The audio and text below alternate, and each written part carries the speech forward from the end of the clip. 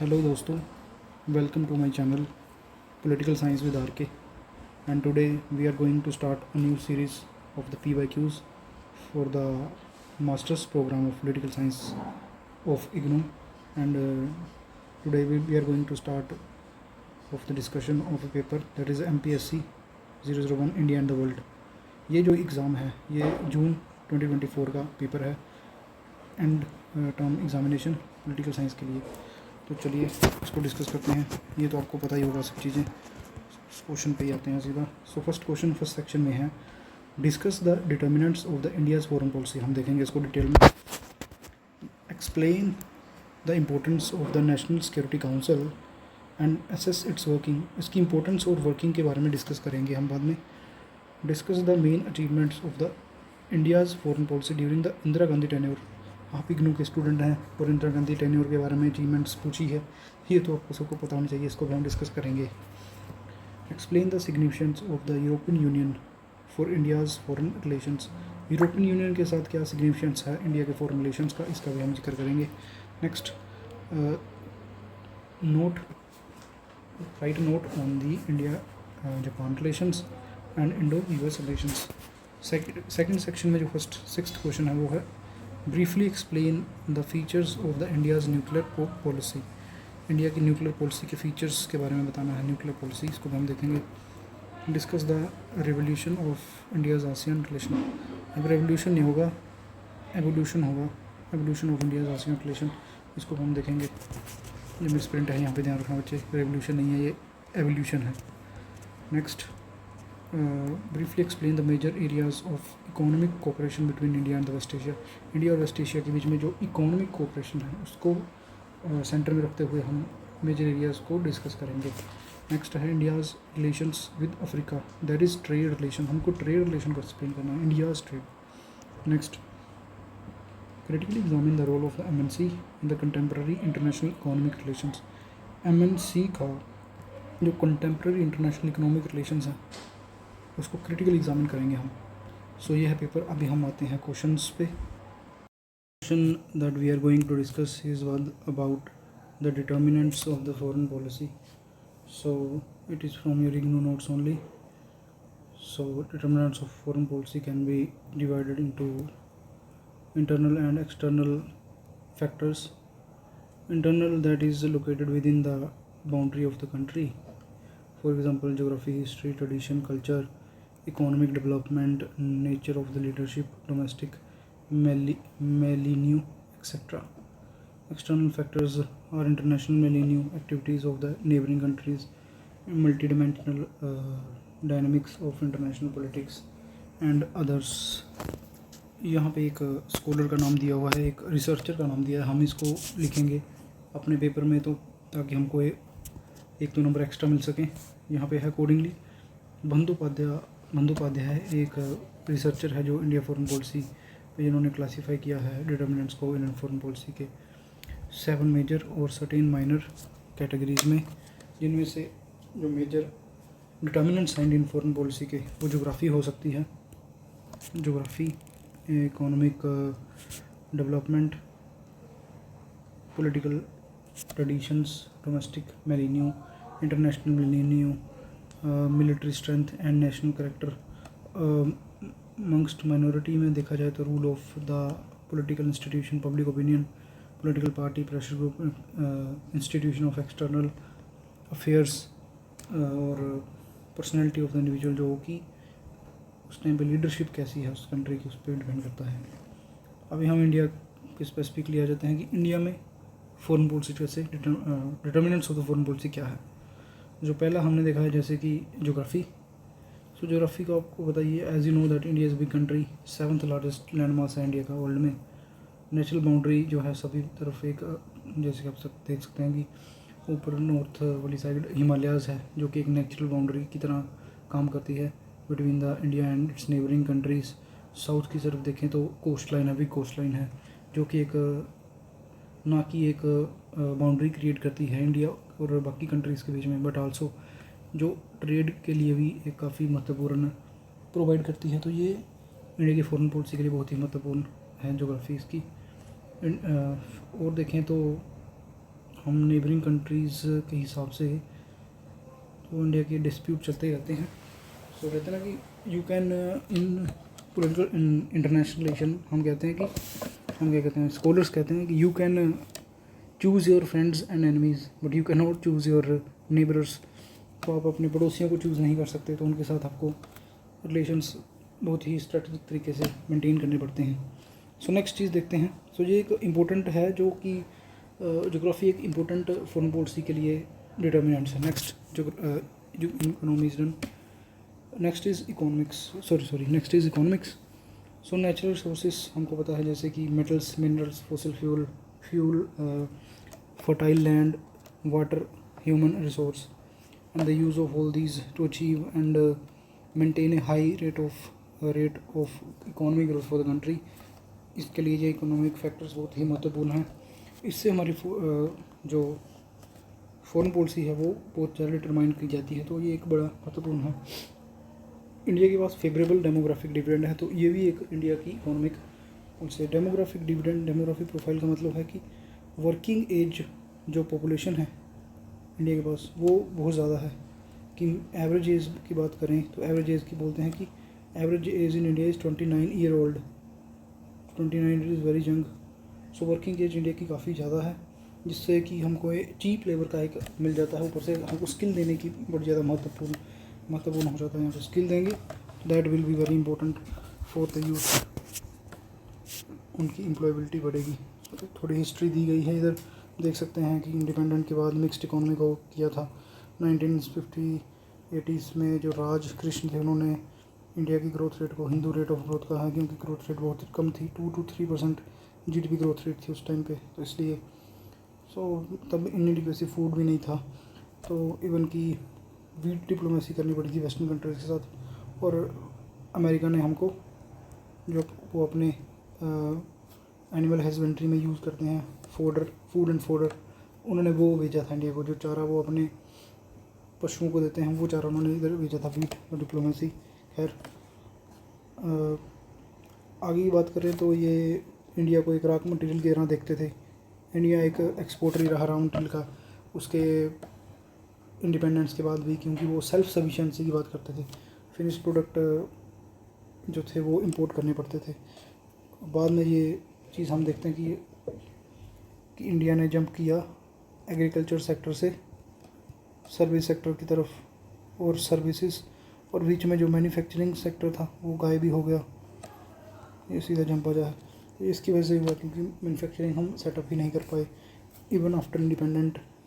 Next is the vibrant economic growth जो थी of the country has enable to bargain hard in the international parley in the western world. So using aid diplomacy, हमने देखा कि हमने Afro Asian countries को जो थी add diplomacy की उनके साथ।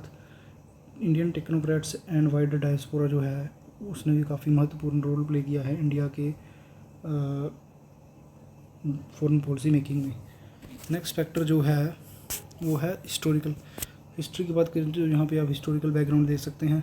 फॉर एग्जांपल सबसे पहले एंशियंट टाइम की बात की जाए तो हड़प्पन सिविलाइजेशन की बात की जाए, उस टाइम पे rich heritage culture, even 200 year का कॉलोनियल रूल रहा है। Long and checked history of the movement, national movement provide की है इन्होंने। वैल्यूएबल इनपुट जो कि हमारी फॉरेन पॉलिसी को शेप करती है। Even in the year 1700 India का जो GDP ग्रोथ रेट था वो 24% था ऑफ द ग्लोबल। अगर 100 रुपये GDP है पूरे वर्ल्ड की तो उसमें से 24.4 अप्रॉक्सीमेटली 25%, 25 रुपीज़ जो थे वो इंडिया में प्रोड्यूस की जा रहे थे। तो इतनी बड़ा शेयर था, 1/4 ऑफ द वर्ल्ड शेयर। और महज जो 1950s में देखें तो 4%, और आते आते कितना पहुंच गया, 4 आउट ऑफ 100। तो इससे आप अंदाज़ा लगा सकते हैं कि कितनी लूट किया था इन अंग्रेज़ों ने, कितना लूटा था इंडिया को। नेशनल मूवमेंट्स के बाद हमने देखा कि हमारी जो फॉरेन पॉलिसी के गाइडिंग प्रिंसिपल से anti colonialism, anti imperialism, anti apartheid जो थे, क्योंकि हमने ये सब चीज़ों से सहन की थी और कॉलोनियलिज्म का हमने प्रकोप सहा है, इसलिए ये चीज़ें को देखने को मिलती हैं। तो कल्चर की बात की जाए तो यहाँ पे cultural diplomacy Ashoka the great की निकल के आती है। और हमारे वासुदेव कुटुंबकम हमारे पीएम भी बोल रहते हैं कि जो कि वर्ल्ड है, इसमें बोलते हैं कि पढ़ेंगे इसको, India has indeed been pursuing her foreign policy taking the world whole world as family, कि सभी परिवार एक फैमिली है।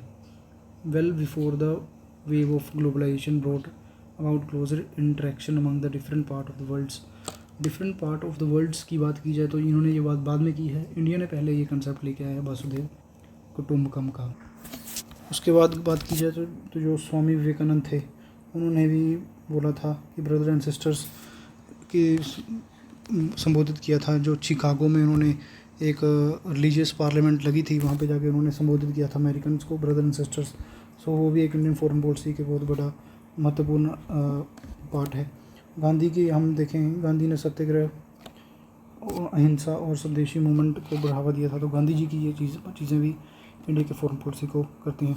तो संक्षेप में देखा जाए तो हिस्ट्री, कल्चर और ट्रेडिशन ने बहुत ही इम्पैक्ट डाला है इंडिया की फॉरेन पॉलिसी पे।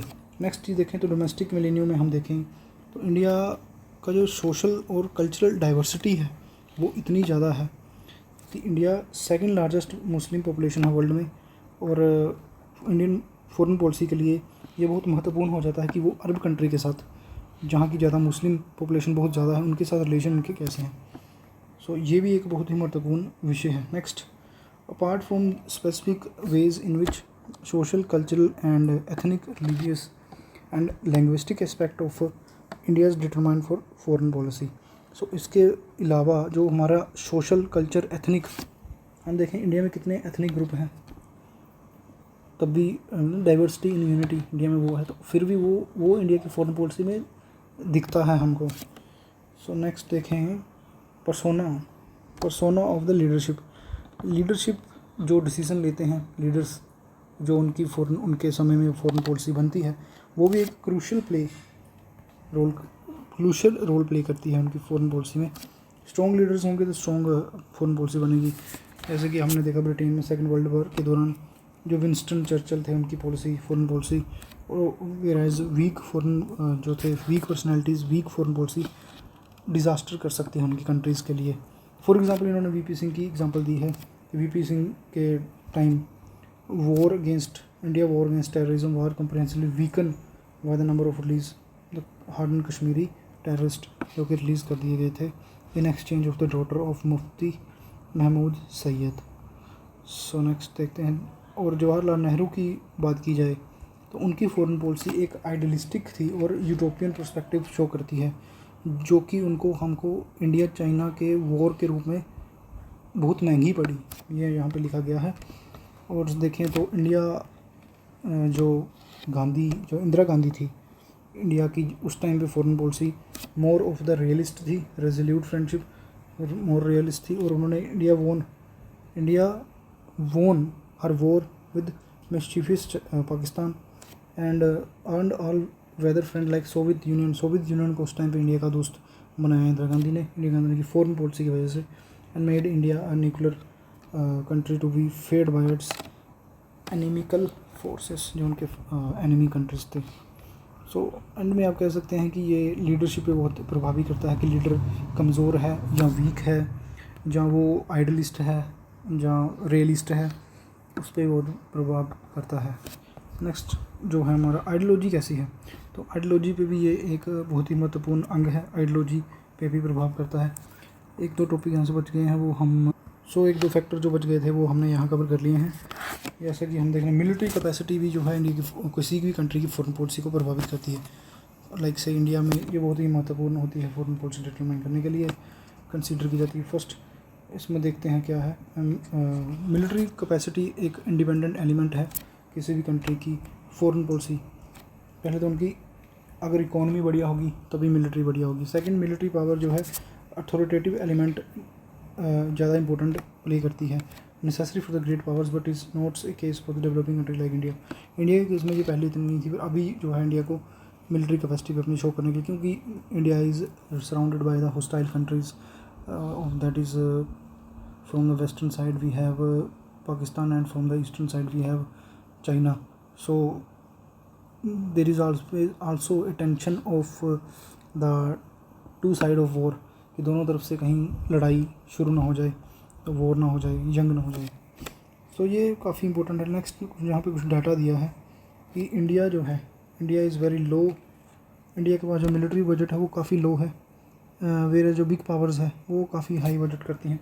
Big power 6 to 15% of the national income जो है स्पेंड करती है मिलिट्री कैपेसिटी में, जबकि इंडिया लेस देन 2.5% करता है in comparison to the neighbours, जहाँ की जबकि देखा जाए पाकिस्तान 7% और चाइना 7 to 9% अपनी जीडीपी का करता है स्पेंड किसी पे मिलिट्री कैपेसिटीज़ पे। Next is national character, up to which extend national character influences the foreign policy is a matter of dispute. कि नेशनल कैरेक्टर कैसा है, ये एक डिस्प्यूट का मामला है कि कैसा हो सकता है। Some scholars believe in the utility of the national character but some other scholars don't believe in this view. कुछ मानते हैं कि ये यूटिलिटी है नेशनल कैरेक्टर के लिए, कुछ नहीं मानते कि ये नहीं है। नेशनल कैरेक्टर फॉरेन पॉलिसी का डिटर्मिनेंट इतना ज़्यादा नहीं है। In fact when we study the national character as an input for the foreign policy, it should be based upon the approaches of the decision maker, ambassadors, international observers, representatives along with criticism and realism।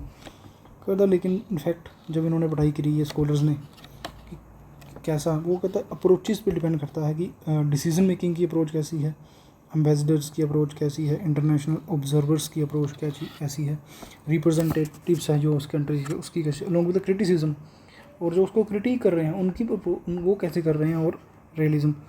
In Indian context when we talk about this factor we have to understand the basic aspect of the Indian culture. परंतु जब हम India के text में देखें तो हम India का culture को एक बेसिक एस्पेक्ट मानते हैं। इंडिया कल्चर जो है lead upon God, goodness, badness, religious, social harmony, unification etcetera, hence the ideas, approaches, criticism, etc. coming out of the main current of culture of any country are reflected through the ideas of the policy makers, ambassadors, representative on international issues and conferences.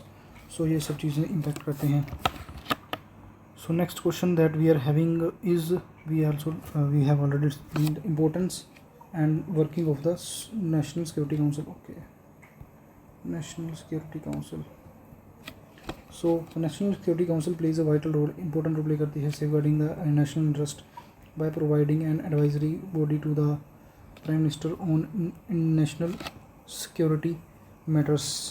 ये coordinate करती है decision making and strategic planning, crucial है जो complex threat और opportunities के लिए। Organisations देख लेते हैं इसकी, पहले थोड़ा सा हिस्टोरिकल बैकग्राउंड। ऑर्गेनाइजेशन जे अटल बिहारी वाजपेयी जो प्राइम मिनिस्टर थे उनकी सरकार द्वारा बनाई गई थी 1998 में, जब उन्होंने न्यूक्लियर टेस्ट किए थे उसके बाद। ये अपेक्स बॉडी है नेशनल सिक्योरिटी के लिए, मैनेजमेंट इंडिया के लिए। इससे पहले national security was carried out by the principal secretary to the prime minister. ये इम्पोर्टेंट है, इसके पहले ये करते थे। इट ऑपरेट्स अंडर 3 टायर, इसके 3 टायर है, देख लेते हैं कौन कौन से हैं। First tier is strategic policy groups, थोड़ा सा पता होना चाहिए इसके बारे में। कैबिनेट सेक्रेटरी इसको चेयर करते हैं, chiefs of the arm forces इसमें होते हैं, ब्यूरो इंटेलिजेंस ब्यूरो होती है, और डिसीजन रिकमेंड करते हैं, make recommendation, that's it. National security advisory body, ये सीनियर रिटायर्ड ऑफिशियल्स होते हैं, एकेडमिक्स, एक्सपर्ट, सिविल सोसाइटीज़ के होते हैं। लॉन्ग टर्म एनालिसिस और पॉलिसी रिकमेंडेशन करती है ये, होते सब थ्रेट्स हैं इसमें करते हैं, ये सब देख लेना इसको। Internal external threat, foreign policy, defence, science and technology, economic affairs. National security council secretariat, ये भी प्राइम मिनिस्टर द्वारा ओवरसीन की जाती है। NSA as its secretary, NSA इसके सेक्रेटरी होते हैं, नेशनल सिक्योरिटी एडवाइज़र। सब एपेक्स बॉडी होती है इंटरनल एंड एक्सटर्नल सिक्योरिटी के मैटर्स के मामले में। नेक्स्ट इंपॉर्टेंट जो हमारा मेन क्वेश्चन है वो ये है इंपॉर्टेंस। तो importance first of all advisory role है इसका, एडवाइज़ करती है नेशनल सिक्योरिटी के मामले में और कॉम्प्रिहेंसिव इंटेलिजेंस एनालिसिस करती है। नेक्स्ट इज कोऑर्डिनेशन, कोऑर्डिनेट करते हैं। सेंट्रल सब है, सेंट्रल है फॉर द कोऑर्डिनेशन एक्टिविटीज़, किसके बीच में कोऑर्डिनेट करना, वेरियस गवर्नमेंट मिनिस्ट्रीज डिपार्टमेंट्स के बीच में नेशनल सिक्योरिटीज़ को लेके, डुप्लीकेशन ऑफ एफर्ट्स अवॉइड करने के लिए। स्ट्रेटजिक प्लानिंग करते हैं, की रोल प्ले करते हैं formulating and implementing national security strategy and policies. So planning के लिए ये वो इंपॉर्टेंट प्ले करती हैं। मॉनिटरिंग थ्रेट्स को मॉनिटर करने के लिए कि what are the potential threats to the India's national security, so उसको करती हैं। International representative India's global on security issue, India को रिप्रेजेंट करती है ग्लोबली सोशल सिक्योरिटी इश्यूज़ पे। अब इसकी असेसमेंट की बात की जाए तो पहले इसके स्ट्रेंथ्स देख लेते हैं।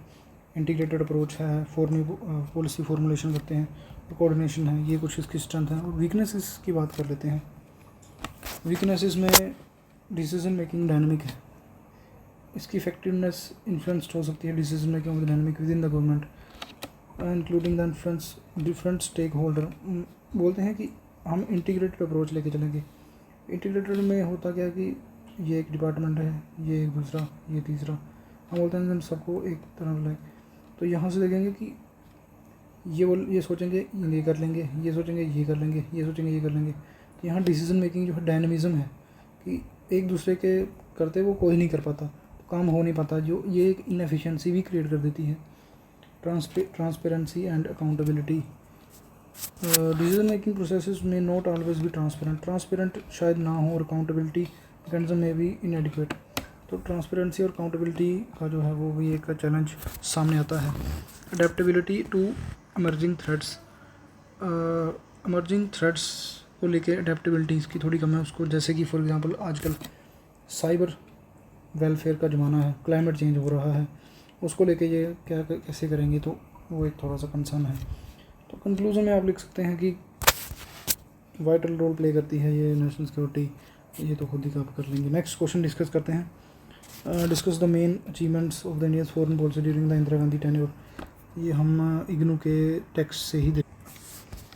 सो द इंदिरा गांधी टेन्योर,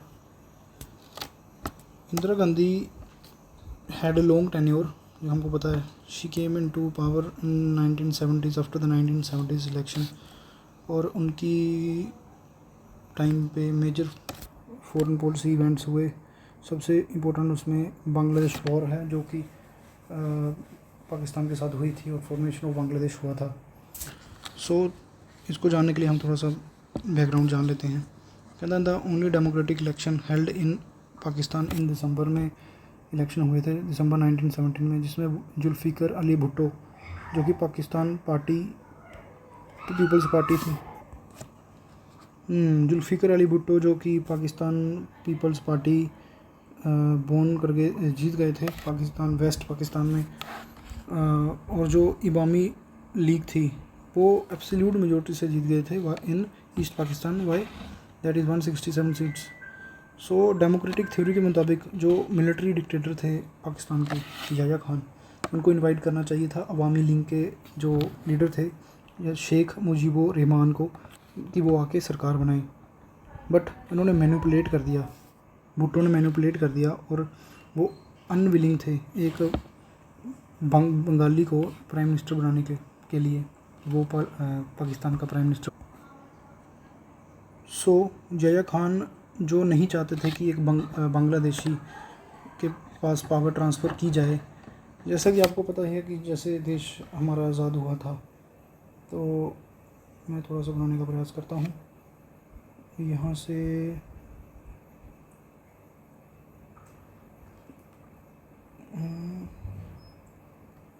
यहाँ पे था पाकिस्तान,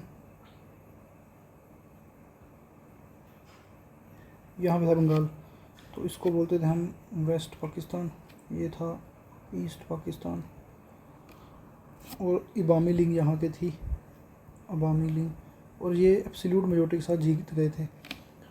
पर जो यहाँ पे बैठे थे याया खान साहब, वो नहीं चाहते थे कि एक बंगाली के पास पावर जाए, और उनको नहीं चाहते थे कि इनको पावर ट्रांसफ़र की जाए। तो आप पढ़ते हैं, आपको थोड़ा कॉन्टेक्स्ट पता चल गया होगा। सो उन्होंने इम्पोज़ कर दिया, याया खान जो मिलिट्री डिक्टेटर थे, उन्होंने क्या इम्पोज़ कर दिया, मार्शल लॉ इम्पोज़ कर दिया, मार्शल लॉ। अपॉइंट कर दिया लेफ्टिनेंट जनरल टक्का खान को, गवर्नर एंड आर्मी को भेज दिया कि वो मूवमेंट को क्वेल मतलब ख़त्म करे, दबाए। ईस्ट पाकिस्तान जो कि करंट डे बांग्लादेश है, वहाँ पे मार्च 71 में मुजीबुर रहमान पॉपुलर लीडर थे अवामी पार्टी के, उनको अरेस्ट कर लिया जाता है और इम्प्रिजन जेल में डाल दिया जाता है। वेस्ट पाकिस्तान, जो कि प्रेजेंट डे पाकिस्तान है, आज के दिन का पाकिस्तान है। द अनरेज्ड पॉपुलेशन जो थी वो गुस्सा हो जाती है ईस्ट पाकिस्तान की, और वो स्ट्रीट्स पे आके, गलियों में आके धरने देने लग जाते हैं। वो कहते हैं कि नहीं, हमें मिलिट्री डिक्टेटरशिप, इनका रूल नहीं चाहिए। लेकिन जो मिलिट्री थी वो इंडल्ज होती है one of the worst human rights violation of the world history में। The intellectuals and the supporters of the party was massacred, उनको मार दिया जाता है बहुत भारी संख्या में। वुमेन वर रेप्ड, वुमेन का बलात्कार किया जाता है। There was a systematic genocide of the Hindu in the East Pakistan, और सिस्टमेटिक तरीके से नरसंहार किया जाता है हिंदूज़ का ईस्ट पाकिस्तान में। शेयर वार ऑफ हेट्रेड, ये सिर्फ एक नफरत की लड़ाई थी। इवन की जो इंटरनेशनल अखबार है New York Times, the Pakistani army printed as big yellow H on the Hindu shop, उन्होंने जो हिंदू की दुकानें थी उनको उन पे बड़ा एक एच लिख दिया था कि ये हिंदू की हैं, ताकि उन पे अटैक किया जा सके। Would you believe it, so much of hatred. और उसके मुताबिक रिज़ल्ट क्या हुआ कि 12 million 1 million is equal to 10 lakh, so 12 million will be equal to 1.2 CR.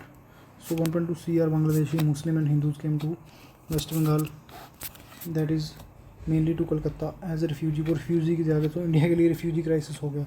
Feeding such large number was an economic strain on India, but adding to that was a law and order problem for the government in West Bengal. उस time पे ये waste Bengal में ही आए। अभी देखा जाए तो ये पूरे इंडिया में फैल चुके हैं काफ़ी। क्या बता, आपके पड़ोस में भी कोई रहते हो जो बांग्लादेश से आए हों, you will never know, may be you may know. तो Indira Gandhi adept in political gamble went on the, तो इंदिरा गांधी ने क्या किया, Indira Gandhi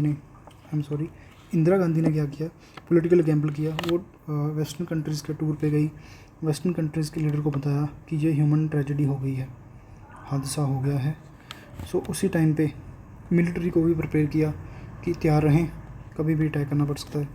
So the army wanted to intervene to take place in the winters, as the passes in the Himalayas would be snow-bound and Pakistan's ally China would not militarily intervene in the crisis. जब सर्दियाँ आ जाएंगी, बर्फ़बारी हो जाएगी तो जो China था, वो जो मिलिट्री अलाई था पाकिस्तान का, वो भी उसको हेल्प नहीं कर पाएगा।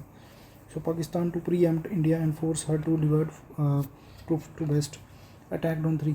पर पाकिस्तान चाहता था कि इंडिया जो है वो वेस्ट पाकिस्तान की तरफ ही ध्यान जाए, बांग्लादेश की तरफ उनका ध्यान ना जाए। सो उन्होंने पहले ही अटैक कर दिया 3 दिसंबर को। India intervened in the east in a massive way, India ने वेस्ट की तरफ तो ध्यान दिया ही, ईस्ट में उन्होंने इंटरवीन कर दिया। The resulting war ended in the liberation of the East Pakistan and the birth of Bangladesh as an independent country. Bangladesh country as a independent country बन गई। Indian forces were at their best when they accepted the surrender of over 19,000 Pakistani troops in the war. Would you believe it? More than 90,000 Pakistan troops prisoner of war बन गए Indian army के। The friends of Pakistan, especially US, was upset over the Indian victory in the war, as it was considered the Indian victory as that of the Soviet union. US क्यों परेशान हो गया था, क्योंकि Soviet union India का friend था, तो India की विक्ट्री सोवियत यूनियन की विक्ट्री थी। उस टाइम पे यूएसएस, एज यू नो, उस टाइम पे कोल्ड वार था उस टाइम पे, शीत युद्ध का दौर था। सो शीत युद्ध में तुम्हें पता है, एक साइड यूएस था, दूसरी साइड यूएसएसआर सोवियत यूनियन था। सो इंडिया तो नॉन अलाइनमेंट को फॉलो करता, नेम को फॉलो करता था, पर थोड़ी टिल्ट थी इंडिया की यूएसएसआर की तरफ। उस समय की बात कर रहे हैं हम, इसलिए यूएसएस से काफ़ी परेशान हो गया था कि इंडिया कैसे जीत गया। अकॉर्डिंग टू हिज मेमोर, जो हम देखें निक्सन, उसका जो प्रेसिडेंट था उस टाइम यूएस का, उसने बोला था कि वो इतना चाहता था कि पाकिस्तान बचे, इवन इंडिया की डिस्ट्रक्शन से पाकिस्तान बचे। So to save west Pakistan he asked nuclear powered warfare enterprises to move to bay of Bengal. उनके न्यूक्लियर पावर एक वॉरशिप था जो उन्होंने वे ऑफ बंगाल की तरफ भेज दिया। सोवियत यूनियन ने भी अपना न्यूक्लियर पावर शिप भेज दिया था उनके पीछे ही। तो सोवियत यूनियन मेन सपोर्टर था इंडिया का इन द वार, एंड उसने अपने वीटो भी की। सोवियत यूनियन जो अभी हम रशिया बोलते हैं, अभी तो सोवियत यूनियन टूट चुका है, रशिया है। तो उन्होंने वीटो पावर यूज़ की थी यूएस सिक्योरिटी काउंसिल पर to nullify the US resolution condemning India and asking her to withdraw armed forces from east Pakistan. So ये सब होगी कहानी। आगे देखते हैं। नेक्स्ट है Indo Soviet treaty of peace and friendship. So Indira Gandhi के समय एक और महत्वपूर्ण जो चीज़ हुई थी वो थी Indo Soviet treaty of friends peace and friendship. अगर इतना भी याद रह जाता है तो ये बहुत ही ज़्यादा बड़ा होगा,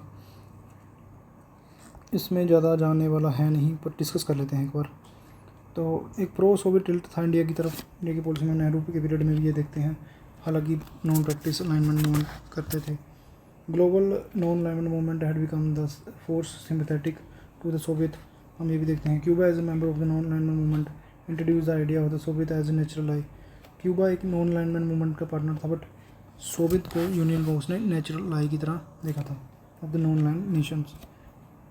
this he did in the 1979 NAM summit held at Havana.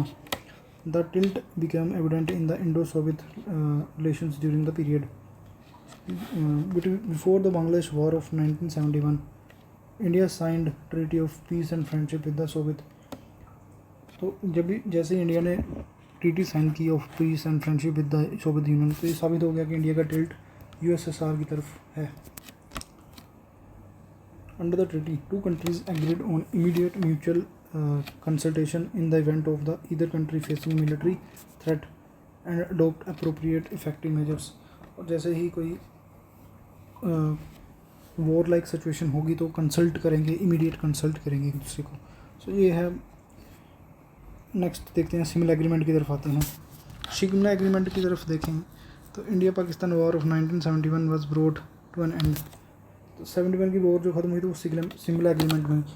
यही वो एग्रीमेंट है जहाँ पे हमने इनके 90,000 मोर देन 90,000 जो प्रिजनर ऑफ वार पकड़े थे वो भी रिलीज़ कर दिए थे और वॉर को ख़त्म कर दिया था और इंडिपेंडेंस दी थी बांग्लादेश को। बांग्लादेश एक इंडिपेंडेंट कंट्री बनता।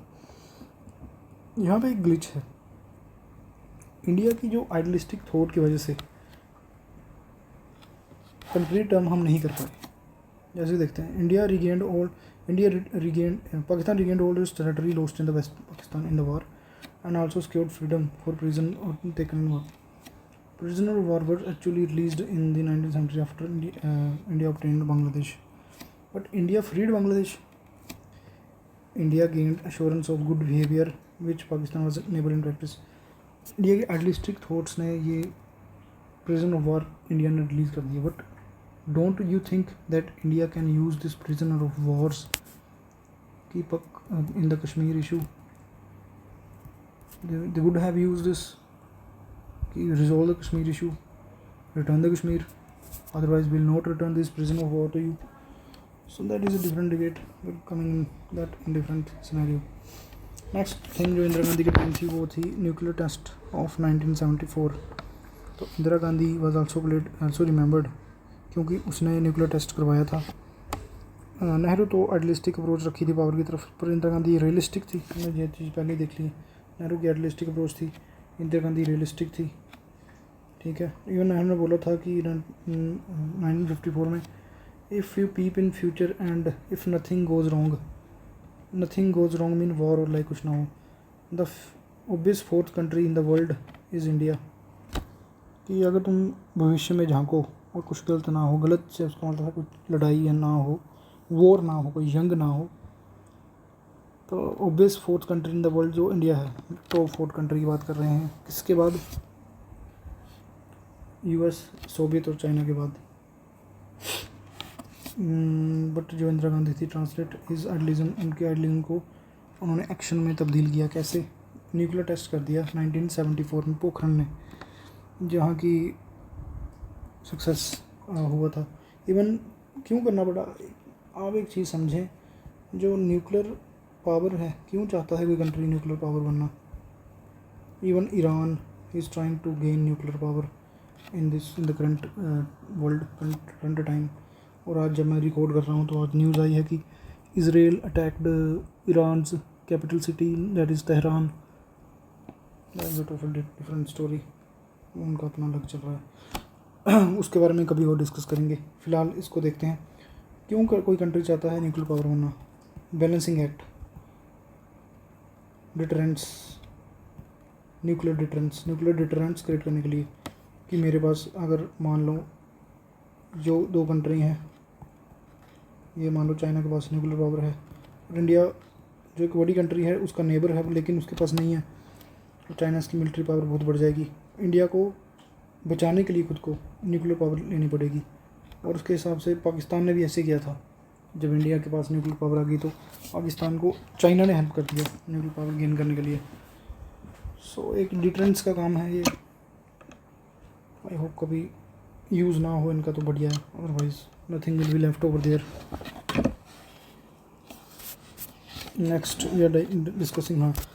So since China conducted its nuclear test in October 64, there was domestic pressure on the Indian government to conduct nuclear test. So India पे ऑलरेडी उस पर था, जैसे कि हम डिस्कस किया कि न्यूक्लियर डिटरेंस की पॉलिसी। तो लाल बहादुर शास्त्री साइलेंट रहे इस पे डिमांड पे, लेकिन जो एक्सटर्नल मिनिस्टर थे Swaran Singh ji, he had said in the Lok Sabha in 1966, India has the capacity to acquire nuclear capacity. ठीक है, तो शॉर्ट वो कहना चाहते थे कि हम करेंगे। इवन शास्त्री जी ने 1964 में एटॉमिक एनर्जी कमीशन जो थी उनको बना दिया था, ऑथोराइज़ कर दिया कि बॉम्ब। शास्त्री जी के बाद जो है इंदिरा गांधी जी ने कंडक्ट किया था न्यूक्लियर टेस्ट इंडिया की न्यूक्लियर कैपेबिलिटी को शो करने के लिए। हालांकि उन्होंने क्लेम किया था कि ये पीसफुल न्यूक्लियर एक्सप्लोजन ही है। वाई वी नीड इट, क्योंकि जब बांग्लादेश वॉर हुई थी 1971 में, तो यूएस ने अपनी न्यूक्लियर पावर जो उनकी वॉरशिप थी उससे इंडिया को ब्लैकमेल किया था ताकि इंडिया पाकिस्तान पे ताकि इंडिया पाकिस्तान पे अटैक ना कर पाए। जबकि पाकिस्तान ने खुद ही अपनी ही कंट्री पे, अपने ही लोगों पे, दैट इज़ ईस्ट पाकिस्तान पे अटैक कर दिया था। हेनरी किसिंजर जो कि इंडिया में थे सिक्योरिटी एडवाइज़र, जो कि प्रेसिडेंट निक्सन्स के एनएसए थे, इंडिया में थे, he had informed the Indian policy maker. उन्होंने इंडियन पॉलिसी मेकर को इन्फॉर्म किया कि Indian should not bank on the US if China intervene in the likely conflict between India and Pakistan. उन्होंने बोला था कि इंडिया यूएस पे पर निर्भर ना रहे अगर चाइना इंटरवीन करता है इंडिया और पाकिस्तान के। आप देख रहे हैं यूएस की फॉरेन पॉलिसी कैसी है। वो बोल रहे हैं कि हम नहीं करेंगे इंटरवीन अगर चाइना इंटरवीन करता है इंडिया और पाकिस्तान के मामले में। So this is how it is. और दूसरी तरफ देखें तो उनकी पॉलिसी है कि नेक्सॉन डॉक्ट्रिन हम देखते हैं कि वो है, प्रोमिस करते हैं US protection if any non nuclear country was threatened by a nuclear country. इस केस में हम देखें चाइना के पास न्यूक्लियर वेपन था, whereas India is non nuclear country, फिर भी वो पीछे हट रहे थे। सो गांधी की जो डिज़ायर थी, दैट इज़ इंदिरा गांधी की, to make India as self resilient in this regard. Second tenure इतना महत्वपूर्ण नहीं है, इसको आप छोड़। So the next question question number 4, significance of the European Union for India's foreign relations. ये कुछ 6 की रोड मैप है इंडिया के लिए। कॉमन वैल्यूज़ हैं, दोनों डेमोक्रेसी की कंट्रीज़ में, rule of law for integrated market, economic development, quality productions की बात करते हैं, zero fact policies, sustainable development की बात करते हैं, common but differentiated responsibilities, fair trade की बात करते हैं, sustainable principles, trade agenda, fair and equitable trade की बात करते हैं, नॉन ट्रेड बैरियर्स को कम करने की, उनको एड्रेस करने की बात करते हैं, tariff and non tariff barrier को, technology and supply chain resilience की बात करते हैं, people to people tie, you know that. So सबसे पहले इनके सिग्निफिकेंस क्या है, इनके रिलेशंस का हम क्वेश्चन सिग्निफिकेंस पे है और यही सिग्निफिकेंस हमें बताने हैं। हिस्ट्री और ईयू की बात करें तो ये देख लें, ये है ईयू का एक छोटा सा मैप, ये है ईयू कंट्रीज़, ये ईयू कैंडिडेट हैं जो वहाँ हैं, यूक्रेन और तुर्की, सर्बिया भी अभी ईयू में नहीं है। यूके तुमको पता है कि ब्रेग्जिट हो चुका है, यूके तो बाहर हो चुका है। ये बाकी कंट्रीज़ ईयू की हैं, और एक बार मैं आपको देख लेना। हिस्टोरिकल रिलेशंस की बात की जाए तो इंडिया जो फर्स्ट था अमंग द कंट्रीज़ जिन्होंने डिप्लोमेटिक रिलेशंस इनके साथ बनाए थे, यूरोपियन इकोनॉमिक कम्युनिटी, तब EU नहीं था, इसका नाम 1962 में। So during the fifth India EU summit in 2004 the relation जो थे इनके स्ट्रेटजिक पार्टनर हो गए। ये इन्होंने रिलेशन अपने को कन्वर्ट करके स्ट्रेटजिक पार्टनरशिप कर ली। ट्रेड की बात की जाए तो EU जो है इंडियाज़ लार्जेस्ट ट्रेडिंग पार्टनर है, और इंडिया की बात की जाए तो EU 9th largest trading partner है एंड मेंटेन है ट्रेड सरप्लस इन 2023 की बात की जाए तो। स्ट्रेटजिक अलाइनमेंट, कॉमन इंटरेस्ट है security, renewable energy, climate action, multilateralism and example India EU bilateral dialogue होते हैं काउंटर टेररिज्म पे, साइबर सिक्योरिटी पे, माइग्रेशन एंड मोबिलिटी, मैरीटाइम पे security, human rights, non proliferation and disarmament पे। Indo US strategic EU Indo Pacific strategy, so ये provide करती है strategic convergence India's role in Indo Pacific. Both are committed to reforming the multilateral institution, for example World Trade Organisation, इसको एक reform करना चाहते हैं। India EU clean energy and climate partnership, तो ये भी एक महत्वपूर्ण है पार्ट है क्लीन एनर्जी पार्टनरशिप। कनेक्टिविटी की बात की जाए तो कनेक्टिविटी पे बहुत फोकस है दोनों कंट्रीज़ का, ये भी हम देख चुके हैं कि India middle east Europe economic corridor news में रहता है ये भी काफ़ी, तो इससे हम यूरोप को कनेक्ट करेंगे। पीपल टू पीपल कनेक्टिविटी को, ट्रांसपोर्ट, एनर्जी और डिजिटल की बात की जाए, ये भी सब मेन कॉन्टेक्स्ट में होते हैं। सो इंडिया की तरफ से बात की जाए तो क्यों है सिग्निफिकेंस इंडिया के लिए, अब इंडिया के पॉइंट ऑफ व्यू, हम तो इंडिया के हैं, एग्ज़ाम में तो हमें यही ज़रूरत है। सो इन्वेस्टमेंट के पॉइंट ऑफ व्यू से जुड़ी है। FDI इनफ्लो होता है जो लार्जेस्ट सोर्स है, वैल्यूड फ्रॉम 107.27 बिलियन $, का जो इन्वेस्टमेंट है FDI वो आया है 2000 to 2003 तक। एग्जांपल ये हम देख सकते हैं B20, G20, ये सब चीज़ें लिख सकते हैं। एक्सपोर्ट प्रमोशन की बात की जाए तो IT sector, pharmaceutical, textile, agriculture सब में है। Even India EU trade in services increase by 48% between 2019 and 22 तक, इतनी इनकी जो है services increase, trade in services increase हो गया। सिक्योरिटी एंड डिफेंस की बात की जाए तो मेक इन इंडिया को प्रमोट करते हैं। एयर बस C295 इन इंडिया मैन्युफैक्चरिंग हो रही है इंडिया में, तो ये भी एक इम्पोर्टेंट पॉइंट है। और डिफेंस कंपनीज भी कंट्रीब्यूट करती हैं मॉडर्न डिफेंस में, जो कि मेक इन इंडिया में कंट्रीब्यूट करते हैं यूरोपियन कंट्रीज़। टेक्नोलॉजी और इनोवेशन की बात की जाए तो कोलैबोरेशन, AI में कोलैबोरेशन करते हैं, डिजिटल ट्रांसफॉर्मेशन करते हैं, इंडिया के टेक्नोलॉजिकल प्रोसेस को एक्सेलरेट कर रहे हैं। India EU trade and technology council, access of trade, technology and security की बात की जाए तो ये सब होता है। EU की बात की जाए तो EU को मार्केट मिलता है, कल्चरल एंड एजुकेशनल टाइज होते हैं, जियो पोलिटिकल कोऑपरेशन है, सिक्योरिटी एंड स्टेबिलिटी। मैं इतना डिटेल में क्यों नहीं जा रहा क्योंकि हमको इंडिया के पॉइंट ऑफ व्यू से लिखना पड़ेगा, इसलिए एक बार पढ़ लेना इसको पोज करके। चैलेंजेस की बात करते हैं, lack of the trade diversification नहीं है, और वो technical barriers, non tariff barriers लगाया जाता है, टेक्निकल बैरियर्स टू ट्रेड, और phyto and non phyto sanitary measure, sanitary and phyto sanitary SPS क्या होते हैं। फॉर एग्जांपल ऐसे बैरियर लगा देंगे कि हम ट्रेड ना कर पाएँ। मान लो इंडिया एक्सपोर्ट कर रहा है मैंगो का, अल्फोंसो मैंगो, हमने मैंगो भेजे इन यूरोप, और यूरोप की जो कंट्री हैं उनको एक मिली मक्खी, मैंगो पे एक मक्खी मिली। अब बोल रहे हैं कि ये मैंगो कंटेमिनेटेड है, ये ख़राब है, इन पे मक्खियाँ बैठ रही हैं, हम नहीं करेंगे, तो और सारे मैंगो बेकार। तो ऐसे मेजर्स लगा देते हैं ट्रेड पे, तो उसको बोलते हैं sanitary and non sanitary measures. Next इस EU import dependency on China, China के ऊपर उसकी काफ़ी इम्पोर्ट डिपेंडेंसी है, जिससे इंडिया का जो शेयर है वो स्टेगनेंट होता जा रहा है और चाइना के साथ उसका शेयर, ट्रेड का शेयर बढ़ता जा रहा है। डिले FTA एग्रीमेंट, जो फ्री ट्रेड एग्रीमेंट है वो डिले होता जा रहा है इंडिया के साथ, जिसकी वजह से दिक्कतें आ रही हैं। Bilateral trade and investment agreement negotiate was held between 2007 and 23 but remain dormant till 2021। ये नेगोशिएशन चली थी 2013 तक, उसके बाद 2021 तक फिर से बंद रही।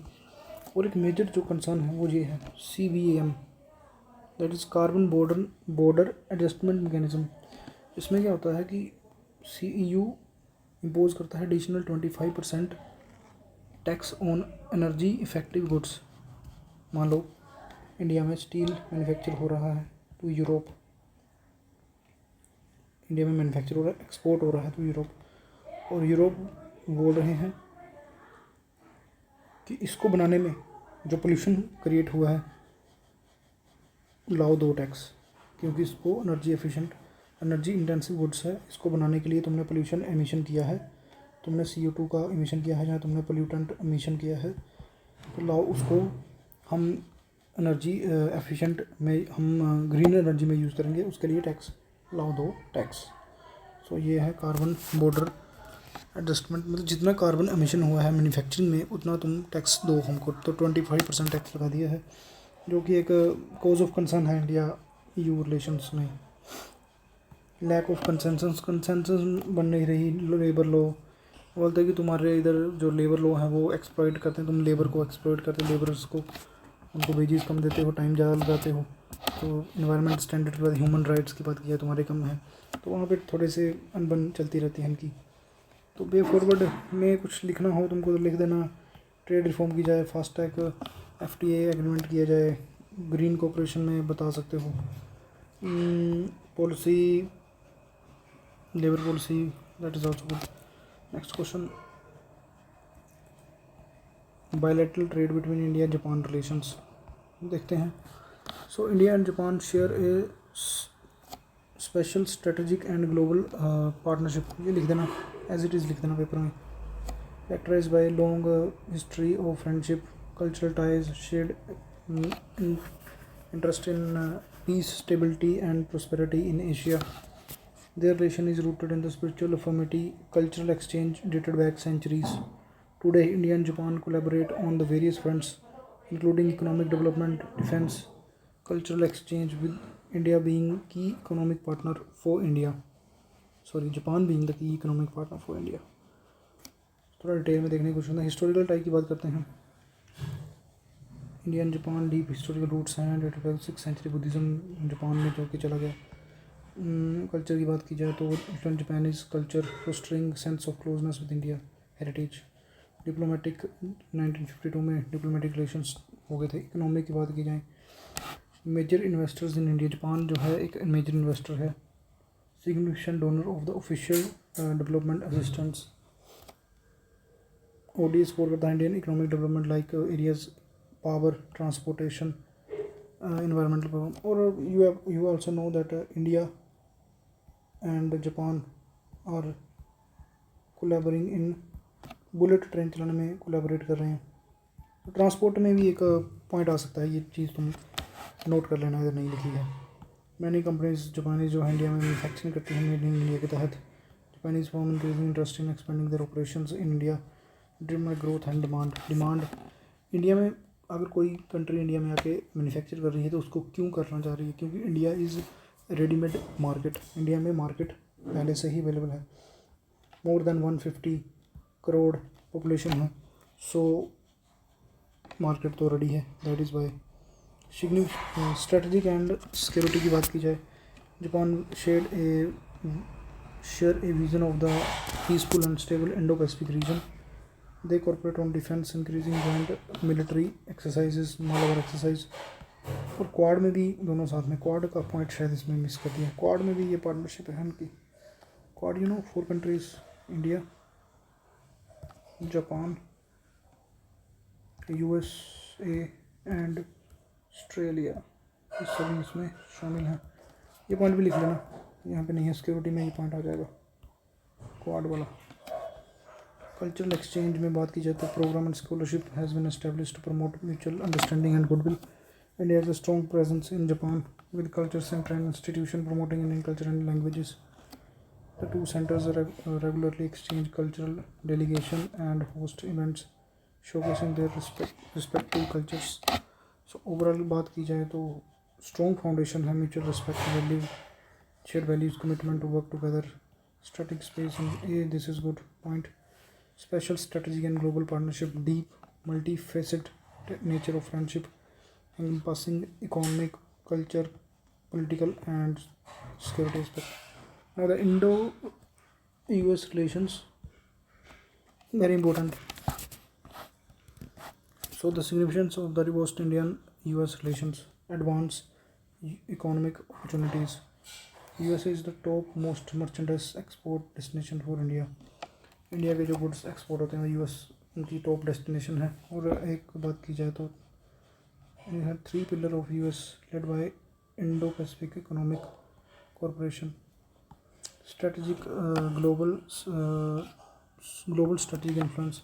यहाँ हो गया क्वाड ये देखो इम्पोर्टेंट पॉइंट, पार्टनरशिप कर रहे हैं। Such initiative countering China influence, China का इन्फ्लुएंस करने के लिए क्वाड बनाया गया। क्वाड बना ही चाइना को काउंटर करने के लिए है बस। Defence manufacturing and capacity building, capacity development sorry. So इसमें डिफेंस में अगर ये याद रख लेना याद रह गई तो ठीक है, नहीं तो नहीं। BECA, COMCASA, LEMOA and GSOMIA, general security of military information agreement, इन इंफॉर्मेशन को एक्सचेंज करेंगे। यहाँ पर logistic exchange memorandum of understanding.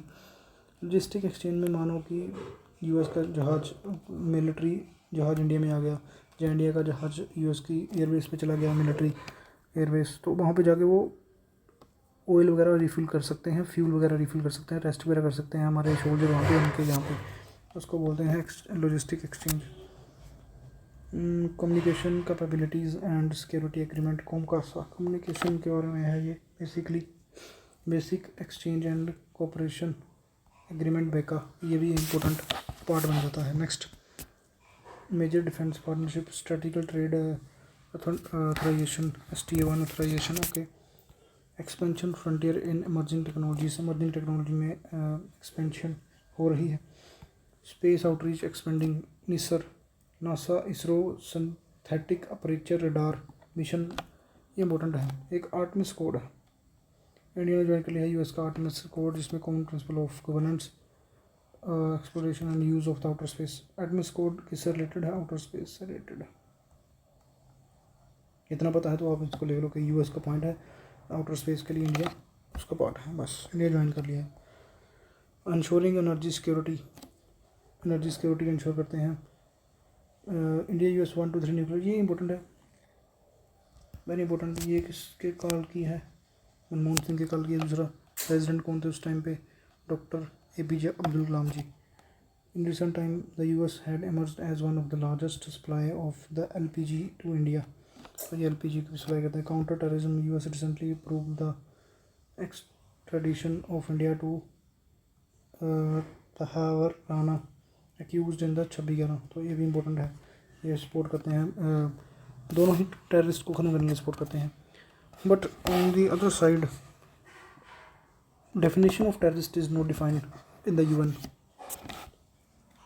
Next, support in the multilateral forum में support करते हैं nuclear supplier groups, international energy agency, ये भी। so the fighting climate change and renewable energy, ये भी बात है कि international solar alliance US ने ज्वाइन किया है इंडिया का। India US India renewable energy technological action platform, RETAP, ये भी एक इनिशिएटिव है दोनों का, याद रख लेना। Both are part of the Global Biofuel Alliance, important. So climate change और रिन्यूएबल एनर्जी में ये इनकी 2-3 चीज़ें याद रखने वाली हैं। Factor responsible for strengthening of relationship, क्या फैक्टर्स हैं? पहले तो चाइना को काउंटर करने के लिए, चाइना को ग्लोइंग इन्फ्लुएंस करने के लिए, उसके लिए काउंटर करने के लिए चाइना को। India recognition as the world fastest growing major economy, investment opportunities India में है, क्योंकि ग्रोथ हो रही है तो तुम इन्वेस्टमेंट करो, तुम्हारा पैसा भी ग्रो हो जाएगा। तो इन्वेस्टमेंट की opportunity. Non alignment nature of the foreign policy, India की नॉन अलाइनमेंट फॉरेन पॉलिसी तो बैलेंस क्रिएट करके रखते हैं, balancing relation between US and Russia, appropriately balance बना के रखते हैं इंडिया की फॉरेन पॉलिसी में। adoption of de-hyphenation policy by US in its relation with India and China। So ये भी एक इम्पोर्टेंट पॉइंट है। वो जो डी-हाइफनेशन पॉलिसी वो पॉलिसी होती है यहाँ एक कंट्री जहाँ पे यूएस है, जो दो कंट्री जो कि कॉन्फ्लिक्ट में है, जिनके इंटरेस्ट कॉन्फ्लिक्टिंग है, उससे रिलेशंस मेंटेन करता है, जहाँ पे पाकिस्तान और इंडिया के साथ मेंटेन किए हुए हैं। फॉर एग्जांपल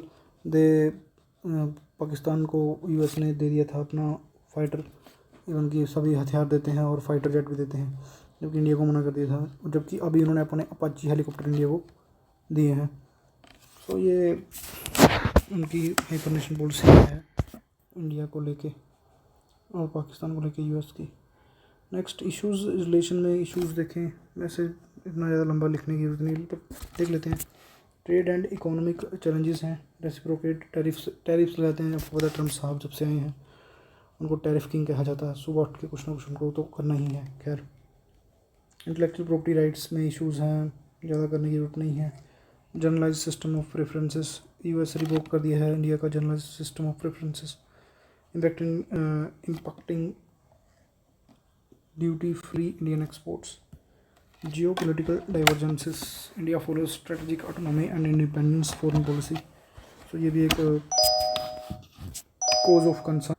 I'm sorry, ये नोटिफिकेशन बीच में बज रहे हैं, मैं साइलेंट कर दिया फ़ोन को।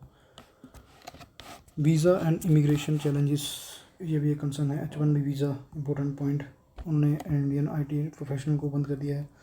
Also illegal immigrant has been reported, उनको डिपोर्ट भी कराया, ये तो सबको पता ही होगा। Concern over human and religious rights, United States Commission on International Religious Freedom against the citizen act. हाँ, जो इंडिया का सिटीज़न अमेंडमेंट एक्ट था, यहाँ पे उन्होंने जो 6 रिलीजियस माइनॉरिटीज़ के लोग थे उनको सिटीजनशिप देने की बात की थी, जो कि पाकिस्तान, अफ़गानिस्तान और बांग्लादेश से आएंगे। वो कौन कौन 6 थे? हिंदू, सिख, जैन, बौद्धि, पारसी एंड क्रिश्चियन। जी उनको सिटीजनशिप देने की बात की थी, जो कि अफ़गानिस्तान से आएंगे, पाकिस्तान में होंगे और आए होंगे, और बांग्लादेश से 6 साल पहले आए होंगे। 2024 को बोला था ना, 2014 आई गेस, क्योंकि 19 में आया था। तो सो ये भी उनके खिलाफ यूएस ने इसको भी क्रिटिसाइज़ किया था। इम्पोजिशन ऑफ सैंक्शंस, यूएस ने रेज कंसर्न किए थे जब S-400 हमने लिया था रशिया से। सो पोटेंशियल है कि वो लगा दे काटसा क्या बोलते हैं, countering America's adversary through sanction act, पर उन्होंने नहीं लगाया था, लगा सकते थे, नहीं लगाया था। वे फॉरवर्ड स्ट्रेंथन कैसे किया जा सकता है? फाइनलाइजिंग बायलैटरल ट्रेड एग्रीमेंट किया जाए, finalising to defence framework of की पॉलिसी की जाए, रेसिप्रोकल डिफेंस प्रोक्योरमेंट को फाइनलाइज किया जाए, यूजिंग H1B वीज़ा रिस्ट्रिक्शन, इसको ईज़ किया जाए तभी बात बनेगी, otherwise it will not be of any worth.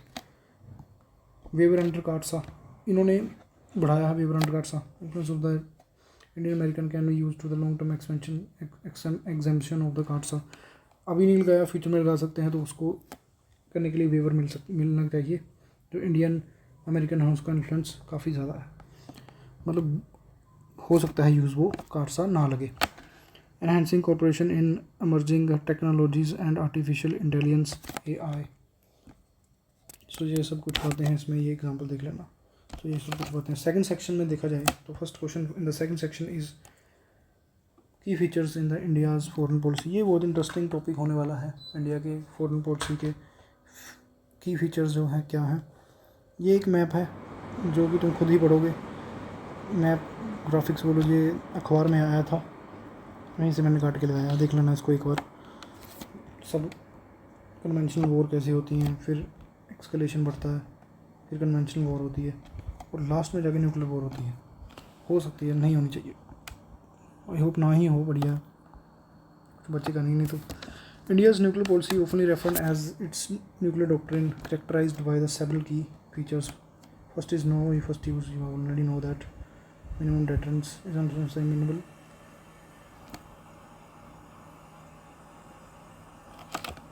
Minimum credible deterrence, ensuring a nuclear arsenal sufficient to deter potential adversaries. So देखते हैं क्या है इसके। First is no use policy. पहले हम इस्तेमाल नहीं करेंगे, अगर कोई हम पे करेगा तो फिर हम उसका मुंह तोड़ जवाब देंगे, लेकिन पहले इस्तेमाल नहीं करेंगे। India will not initiate use of nuclear weapon only employed in to retaliate nuclear. Minimum credible deterrence, India maintain nuclear arsenal of the size sufficient to deter potential adversaries without aiming a large scale nuclear buildup. Non proliferation, India advocates for global disarmament and has signed the treaty of the NPT, though it has not formally recognized its legal obligation. India ने sign किया लेकिन recognise उसको formally नहीं किया, legally नहीं किया, legal obligation नहीं है। सो इंडिया बोलता है डिसआर्मामेंट के लिए बोलता है, ग्लोबल डिसआर्मामेंट, हथियार कम किए जाएँ, आगे बढ़ाए जाएँ। Peaceful use of nuclear energy, India is also committed to use nuclear energy for the peaceful purposes, power generation, और ये तो पता ही है। सिविलियन कंट्रोल है, ये तो पता ही है, सिविलियन कंट्रोल है। Special the prime minister authorised to control the use of nuclear weapon. Non use against non nuclear weapon state, कि जिनके पास न्यूक्लियर वेपन नहीं है उनके खिलाफ नहीं करेंगे use. India is not to use nuclear weapon against countries that do not possesses nuclear weapon. Retaliation and massive retaliation, India emphasizes retaliation as a response to nuclear aggressor with the capable of the inflict unacceptable damage. India कहता है कि we will not use first the nuclear weapon, but when the adversary has used it, and in order to retaliate, we will retaliate in a massive way. So that is. So what are the challenges? The question is end itself here. Only the features are being asked, but it is a big question. You can write the challenges as well here. The credible deterrence, no first use policy, sometimes seen as a challenge, because अगर कोई कर ही देगा attack nuclear weapon से तो शायद कुछ बचे ही ना डिटरेंस, तो फिर रिटेलिएट कैसे करेंगे, कौन करेगा। Nuclear command and control, maintaining secure and robust command and control mechanism for quick reliable decision making is crucial to prevent the unauthorized use or miscalculation. Technological advancement, rapid development in the missile defense, anti-ballistic missile system, conventional warfare challenges India's deterrence credibility to maintain its balance of power. International presence, India challenges diplomatic challenges. India faces diplomatic challenges related to global non-proliferation efforts. Given its status as a known signatory to the nuclear non-proliferation. So international pressure पड़ता है। Strategic ambiguity की बात की जाती है कि balance transparency नहीं है। सोल्यूशन की बात की जाए तो एनहांसिंग, जो ही सोल्यूशन बड़े इजी होते हैं, जो अपने चैलेंज दिए उसको ही घुमा के लिखना है कि ये चीज़ें को सुधारो, वही सोल्यूशन बन जाएंगे। Enhancing command and control, advancing nuclear safety, engaging in the global disarmament efforts, enhance transparency, maintaining strategic stability. These all come in the way forward. So let us discuss the next question. Discuss the evolution of India's ASEAN relations. So India ASEAN relation का evaluate करेंगे तो पहले historical ties, cultural ties देखेंगे। तो Asian trade और link की बात की जाए तो बुद्धिज़्म, हिंदुज़्म, संस्कृत वहाँ पे इन्फ्लुएंस रहा है। फ्लरिशिंग ट्रेड रूट्स भी रहे हैं। साउथ ईस्ट एशियन किंगडम जो कि ट्रेड करते थे। Colonial era and anti colonial struggles में भी इंडिया ने सपोर्ट किया है इंडोनेशिया का इंडिपेंडेंस में। Bandung conference 1955 marked India's engagement with newly independent Asian African nation. Post independent की बात की जाए तो उसमें relations non alignment and religious priority की बात की है। Cold war non alignment policy, limited ASEAN agreement. Next, minimum economic and strategic operation. India's inward looking economic restricted trade and investment. ASEAN prioritizes engagement with Western economies. Next, post trade war post cold war क्या रहा है 1990s से 2000s तक। India की policy में shift आया है, जो कि यहाँ पे इतना ज़्यादा शिफ्ट नहीं मिलता। और लुक ईस्ट पॉलिसी आई थी। We have seen the economic liberalisation के बाद look east policy. Next,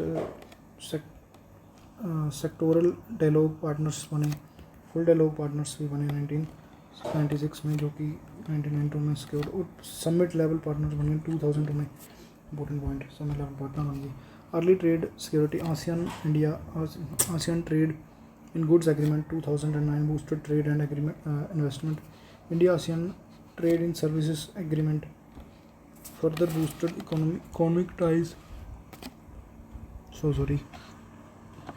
Strengthening strategic partnership 2011 till present. There is a shift in the from look east to act east policy, from look east to act east. Deeper political, economic and strict security ties. Upgraded India's strategic partnership in 2012. In November 2022, they upgraded their relations to the comprehensive strategic partnership. 15th India-ASEAN Summit held in 2017, in which security and economic cooperation in the maritime domain was prioritized. Proportion for novel joint naval exercises and fleet review with ASEAN nations. The announcement of the India-ASEAN Startup Festival and Pravasi Bharatiya Divas. India-ASEAN Plan of Action. Sign a third agreement, India-ASEAN Summit in 2004. The current irrigation was adopted in 2015. So 70 out of 30 activities implement trade with. Next, financial support. Financial mechanism supporting India-ASEAN. India-ASEAN Fund 2016. India-ASEAN Science and Technology Fund. India-ASEAN Green Fund. India-ASEAN Project Development Fund. This is 500 crores special fund to investment. तो ये ASEAN की countries अगर आप देखना चाहें 10 country है, Myanmar, Vietnam, Laos, Cambodia, Brunei, Philippines, Indonesia, Singapore, Malaysia and Thailand. These are the 10 countries. Very easy to remember, you can remember it. Read it 2-3 times, you will able to recall it very easily. अगर लिख लेंगे 10 country ASEAN की तो number extra मिल सकते हैं। Association of south east Asia, Asian nation, ये भी एक फुल फॉर्म है, लिख देना। नेक्स्ट क्वेश्चन, टाइम बहुत हो गया यार, लंबी वीडियो हो गई है।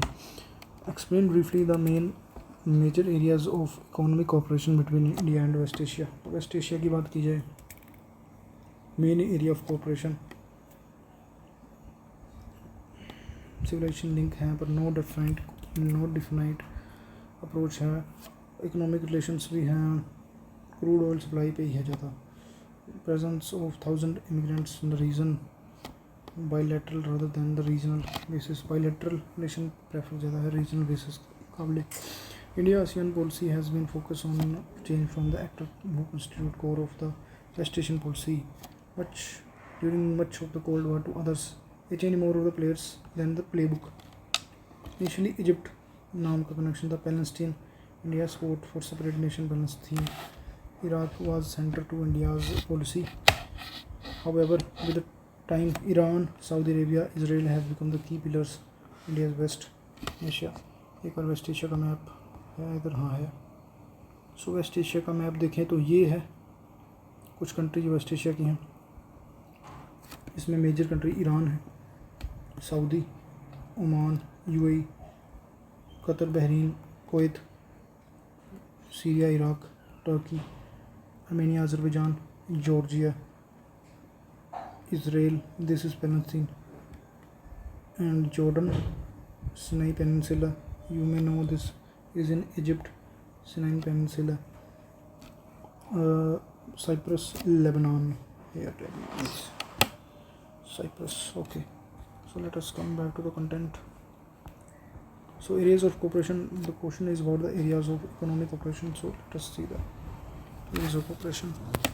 Energy, 70% of the energy imported from West Asia, okay. Diaspora, 11 million people working in South Asia, not in South Asia, in West Asia, sorry. India has the largest recipient of the foreign remittances from West Asia. We have already discussed this point. Counter-terrorism and radicalization, leave it. Gateway to the Central Asia, leave it. This is important. Gateway to the defense cooperation, let us see it. Defense agreement, UAE, Oman conducting bilateral exercises, forces, providing refueling capacity. India has secured access to the key city port and Dokum in Oman, Arabian Sea for military use and logistics port. India footprint in the IOR. This will strengthen India's maritime strategic counter Chinese influence in the region. India UAE has agreed to deepening their defense agreement. India UAE. So military to military exercise, training of the personnel and defense production. So these are the area of concerns, area of cooperation between India. So economic cooperation, you have seen that is India is an importer of crude oil, mainly crude oil, and remittances is most important. But besides this, you can write all these things written here. Next question, that is trade with Africa. India's trade with Africa. Target high sector growth, agricultural and agro products. Indian companies are poised to help Africa enhancing food production capacity by sharing advanced seed technologies, agro processing methods, setting up incubation centers.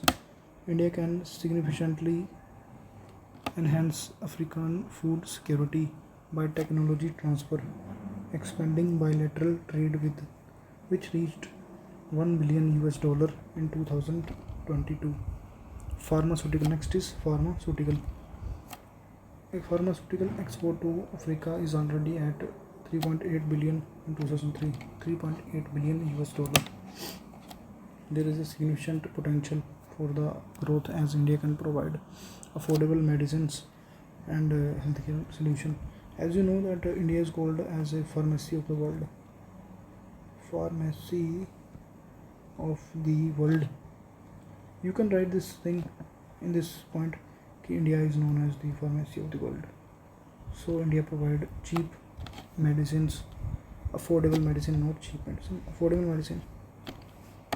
Next, automobile sector. India aims to expand its automobile export by tapping into Africa's growth dream for vehicles, particularly two-wheelers and affordable cars. Renewable.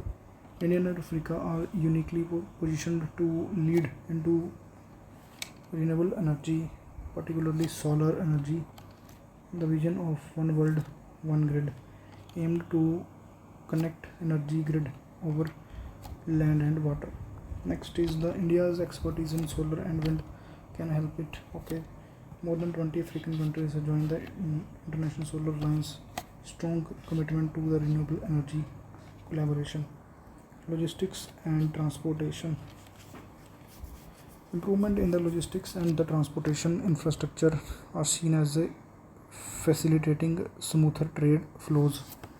For example, PM Gati Shakti Master Plan, Unified Logistics Interface Portal with Africa to support the development of efficient logistics infrastructure and multimodal connectivity.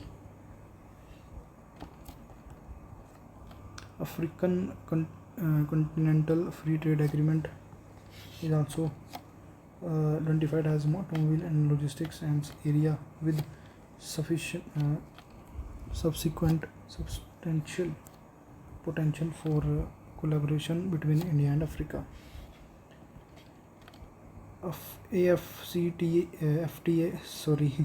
African Continental Free Trade Agreement is a free trade agreement designed to facilitate duty-free trade within Africa. African Development Free Framework Agenda 2063, which envisions a unified economic market across the continent, which is this free trade agreement, which is towards trade diversification and value additions. That next is unified approach to WTO reforms. So India and African Union both get up. So India and African Union have a unified stance on the World Trade Organization reforms. We have already known, particularly in areas like food security, agriculture, and technology transfer. Next is duty-free tariff preferences and FTAs. India extends duty-free tariff preferences to 27 least developed countries in Africa on non-reciprocal basis. Non-reciprocal means कि vice versa is not correct. Next, additionally, India is keen to explore the new FTA with African nations, including South Africa, to boost trade volume and diversifying the range of the goods exchanged.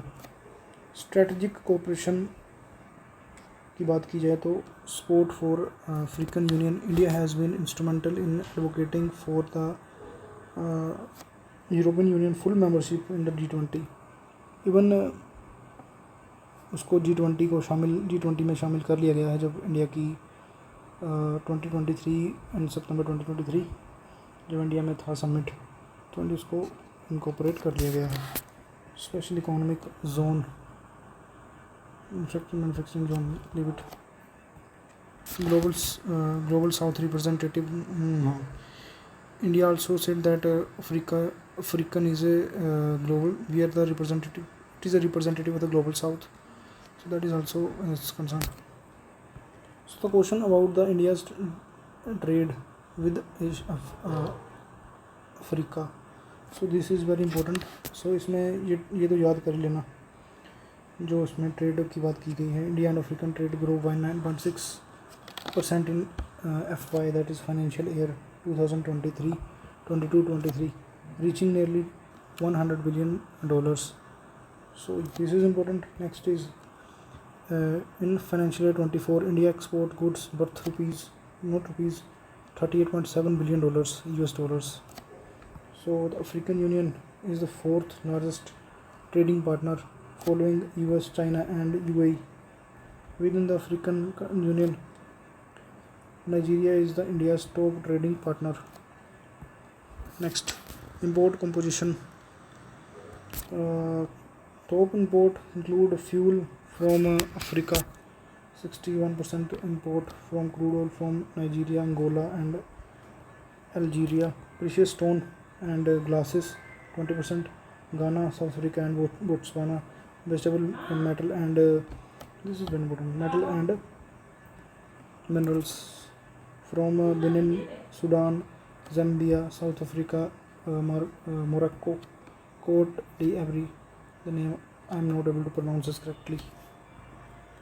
Exports, fuel, non-crude oil mean refined. Countries such as Mozambique, Togo, Tanzania, Kenya, South Africa. Chemicals, 18%. Pharmaceuticals to these countries. Machines and electronics, 12% exports to these countries. Next is the economic investment. India invested over 12.37 billion US dollar into 206 infrastructure project across 43 African nations, which has positively impacted millions of lives in Africa. So this is the map of Africa. You can see here the countries Namibia, Angola. I will not tell each and every country. You can have a look, you can pause and see the things, see the countries over here. This is the countries of Africa. So last question of the day, role of MNCs in the contemporary international economic relations. So the multinational corporation play a significant role in the contemporary international economic relations, both negatively and positively. Let us see the positively first. Positive impacts. Economic growth. We all know economic growth होती है, employment बढ़ती है, infrastructure contribute to tax boost, technology transfer, technology लेके आते हैं. जहाँ पे company आएगी, कोई बड़ी कंपनी आएगी, अपने साथ टेक्नोलॉजी भी लेके आती है. Management practices improve the technological basis. Next the international trade. International trade भी बढ़ता है इससे, बढ़ेगा इससे. ग्लोबल सप्लाई चेन इस्टेब्लिश होगी तो ट्रेड बढ़ेगा. यहाँ कंपनी लगाएगी, मल्टीनेशनल कंपनी, यहाँ मैन्युफैक्चरिंग करके एक्सपोर्ट करेंगे दूसरी कंट्रीज़ को, दूसरे वर्ल्ड मार्केट्स को. फिलिंग रिसोर्सेज गैप को फिल करते हैं. Savings and trade deficits by bringing foreign capital and expertise. कैसे करते हैं? बाहर से कंपनी आएगी, अपने साथ डॉलर भी तो लेके आएगी, सो वो एक्सचेंज करेंगे तो इंडिया के पास डॉलर आएगा, सो फॉरेन एक्सचेंज में डॉलर जाएगा, रुपये वहाँ से लेंगे, तो इंडिया का जो डॉलर जो है वो बढ़ेगा इंडिया में. Reserve, dollar reserve, foreign reserve. Innovation and efficiency. MNC drive innovation and efficiency improvement through the global scale and resources. So innovation efficiency बढ़ेगी. नेगेटिव रोल की वजह इकोनॉमिक इनइक्वालिटी बढ़ेगी. अमीर और गरीब अमीर होता जाएगा, गरीब और गरीब. लो वेज देंगे तो एक्सपर्ट करेंगे लेबरन को. प्रॉफिट मैक्सिमाइजेशन करना चाहेंगे और डेवलपिंग कंट्रीज़ में आके वेज कम देंगे. ये है. इन्वायरमेंटल डिग्रेडेशन, क्योंकि ये पॉइंट एक बार फिर से देखें, क्योंकि जो कंट्रीज़ डेवलपिंग कंट्रीज़ होती हैं इसमें लेबर लॉज इतने सही नहीं होते हैं, तो वो एक्सप्लॉइट कर देती हैं लेबरर्स को, वर्कर्स को. जो वर्कर्स हैं उसको एक्सप्लॉइट कर देती हैं कंपनीज. इन्वायरमेंटल डिग्रेडेशन की बात करें तो कंट्रीब्यूट करती है इन्वायरमेंट डिग्रेडेशन. प्रोडक्शन करते समय, रिसोर्सेज एक्सट्रैक्शन करते समय और लोकल कम्युनिटी को इम्पैक्ट करती है. Cultural homogenisation. Global presence of MNCs can lead to the cultural homogenisation of the erosion of local traditions. Local sovereignty can exert undue influence on the host country, potentially undermining local sovereignty and democratic processes. Local sovereignty की बात की जाए तो ये उनकी sovereignty पर खतरा मंडरा सकती है. फॉर एग्ज़ाम्पल हम ब्रिटिश ईस्ट इंडिया कंपनी की बात करें तो थी वो भी एक MNC, और इंडिया को ही लूट लिया उसने. India, not only India but many countries. So ये एक एग्ज़ाम्पल है जो तुम पेपर में यूज़ कर सकते हो. कंटेम्प्रेरी में देखा जाए तो गूगल है जो कैसे लूट रही है, इन्फ्लुएंस कैसे डाल रही है डेटा से. हम देखते हैं, हम 200 साल पहले ब्रिटिश ईस्ट इंडिया कंपनी थी, अभी क्या है, अभी गूगल है, वो डेटा वॉर कर रहे हैं, डेटा वेलफेयर. तभी कहते हैं 21st सेंचुरी में डाटा ज़्यादा जरूरी, डाटा के लिए लड़ाइयाँ हो सकती हैं. एक्सप्लॉयटेशन ऑफ द रिसोर्सेज को एक्सप्लॉयट कर सकते हैं. ट्रांसपेरेंसी की कमी, पारदर्शिता की कमी, oblique business practices, tax avoidance, lobbying, unfair competition होगा, पब्लिक अकाउंटेबिलिटी को अंडरमाइन करेगा ये चीज़ें.